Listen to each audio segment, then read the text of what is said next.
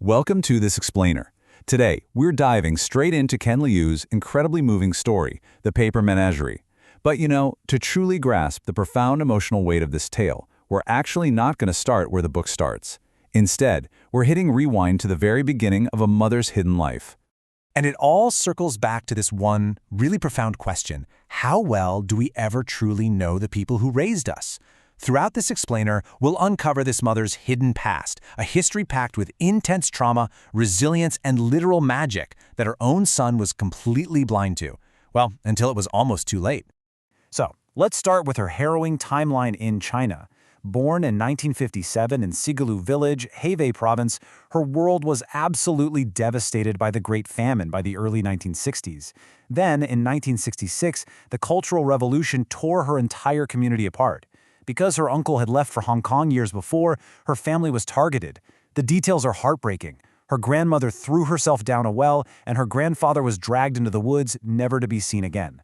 By the time she was just 10 years old, she was a complete orphan. To really wrap our heads around the sheer desperation she survived, we have to look at the numbers. 30 million people died during the Great Famine. Think about that scale. Her very first childhood memory was literally waking up to watch her own mother eat dirt, just so she could leave the last tiny bit of actual flour for her daughter. It sets this devastating foundation for the rest of her life. But tragically, it didn't stop there. As a 10-year-old orphan trying to reach her only living relative in Hong Kong, she snuck onto a freight train, but she was caught. Caught by men who smuggled girls across the border to sell them. She was bought, or, quote-unquote, adopted by the Chin family. For 6 agonizing years, she lived as a domestic slave. She slept in a locked kitchen cupboard, cooked, cleaned, and was brutally beaten if she made a mistake or even tried to learn English. Her only way out? Entering an introduction catalog for American men. And that only way out was built on a massive lie. The introduction service that sold her to an American man in 1973 created a completely fake profile. The catalog claimed she was 18, loved to dance, and spoke good English. The harsh reality? She was a 16-year-old abuse survivor who only knew how to say hello and goodbye. The service just completely fabricated her identity to secure a buyer. That buyer turned out to be a man from Connecticut. Now, when she arrived in the American suburbs, her new husband was kind, sure, but she was profoundly isolated. No one understood her, and she understood absolutely nothing of this new world. That deep, suffocating loneliness finally broke a year later with the birth of her son, Jack, born in the year of the tiger. For the very first time since she was a little girl, she had a family again. So, to connect with little Jack, she introduced him to Zeji. While we here might just think of this as origami, back in her home of Sigalu Village, it was so much more. It was practical magic. They'd make paper birds to chase grasshoppers from the fields and paper tigers to keep mice away. It was this beautiful, living papercraft tradition that she carried all the way across the world to share with her son. And this wasn't just some arts and crafts project to pass the time.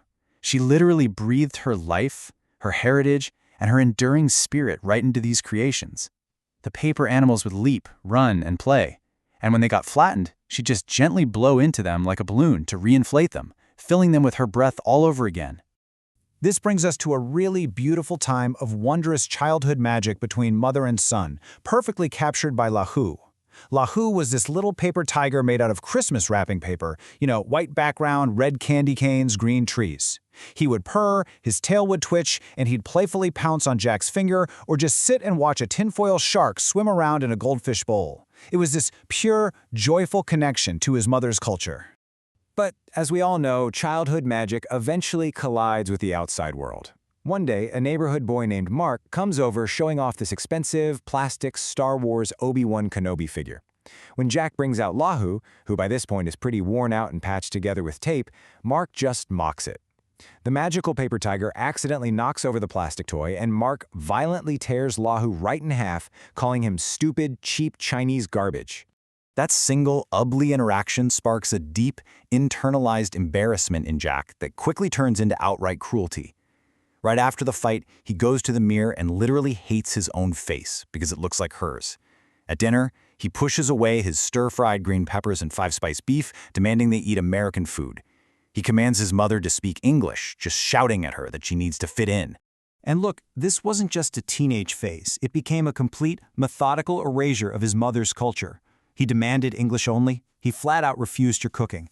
He took those magical paper animals that she had poured her very breath into, shoved them into a shoebox, taped it shut, and banished them to the darkest corner of the attic.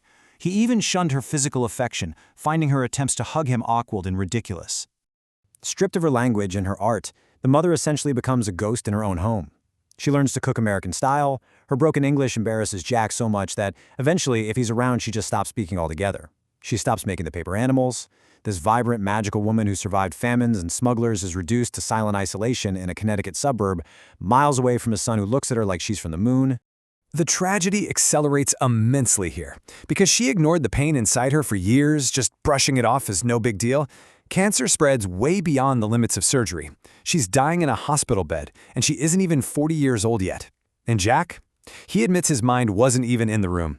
He was entirely preoccupied with his college recruitment flights and the bright California sunshine, almost relieved to have an excuse to leave her side. From that hospital bed, she tries one last time to bridge the massive gap between them. You see, earlier in Jack's childhood, she had tried to explain the deep, visceral difference between the English word love and the Chinese word I. She pointed to her lips for love and put her hand over her heart for I. Now, dying, she tries to convey that deep, heartfelt I to a son who can barely even stand to look at her.